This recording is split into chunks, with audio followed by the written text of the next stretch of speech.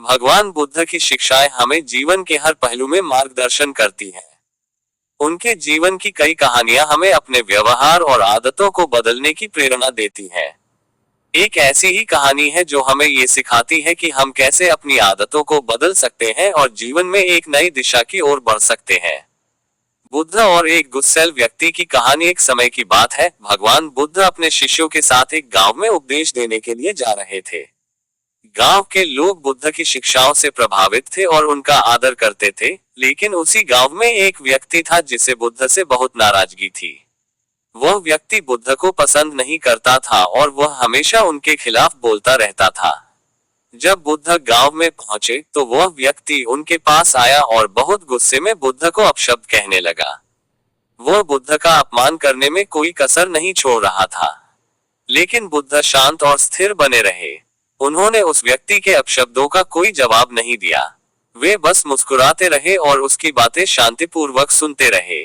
जब वह व्यक्ति अपनी सारी भड़ास निकाल चुका तो बुद्ध ने उससे शांत स्वर में पूछा, यदि तुम किसी को उपहार दो और वह व्यक्ति उसे न ले तो वह उपहार किसका रहेगा? वह व्यक्ति हैरान होकर बोला, ये तो स्पष्ट है, यदि वह व्यक्ति उपहार नहीं लेता तो वह उपहार मेरा ही रहेगा।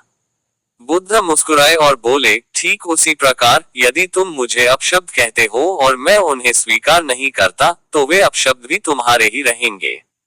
यह सुनकर वह व्यक्ति चकित रह गया। उसे बुद्ध के धैर्य और शांति का एहसास हुआ। उसने अपनी गलती समझी और बुद्ध से माफी मांगी।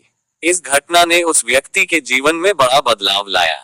उसने अपनी गुस्से वाली आदत को छोड़ दिया और बुद्ध की शिक्षाओं का पालन करने लगा। इस कहानी से हमें ये शिक्षा मिलती है कि हमारी आदतें, चाहे वे कितनी भी पुरानी या पक्की क्यों न हो, बदली जा सकती है।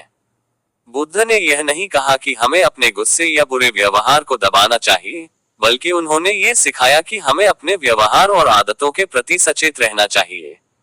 जब हम ये समझ जाते हैं कि हमारे विचार और कर्म हमारे ही होते हैं, तो हम उन्हें बदलने की शक्ति प्राप्त कर लेते हैं। आदतें एक प्रक्रिया के माध्यम से बनती हैं। जैसे जैसे हम कुछ कार्यों को बार बार करते हैं, वे हमारी दिनचर्या का हिस्सा बन जाते हैं। जब हम किसी आदत को बदलना चाहते हैं, तो सबसे पहला कदम होता है उस आदत के प्रति सचेत होना। जब हम इस बात को समझ लेते हैं कि कौन सी आदतें हमारे लिए हानिकारक हैं, तभी हम उन्हें बदलने के लिए कदम उठा सकते हैं। आदतें बदलने के चरण। पहचान करें कि कौन सी आदत बदलनी है। सबसे पहले ये पहचानें कि आपके जीवन में कौन सी आदतें आपको आगे बढ़ने से रोक रही हैं। यह कोई बुरी आदत हो सकती है, जैसे गुस्सा करना, आलस्य, या कोई ऐसा व्यवहार जो आपके और दूसरों के बीच में तनाव पैदा करता हो। कारण समझें, हर आदत के पीछे कोई न कोई कारण होता है।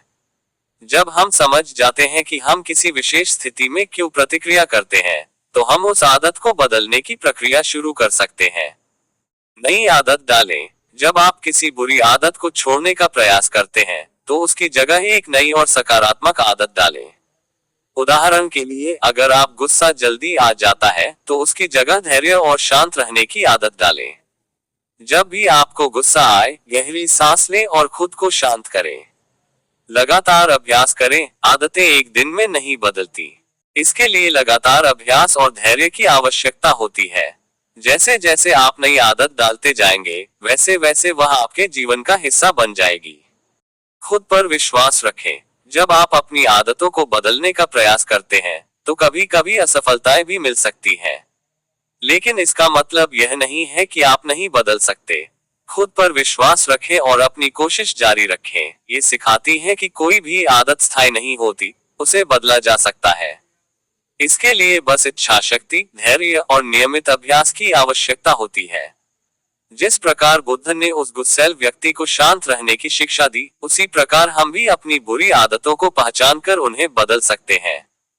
ध्यान, संयम और सकारात्मक सोच के माध्यम से हम अपने जीवन को एक नई दिशा में ले जा सकते हैं।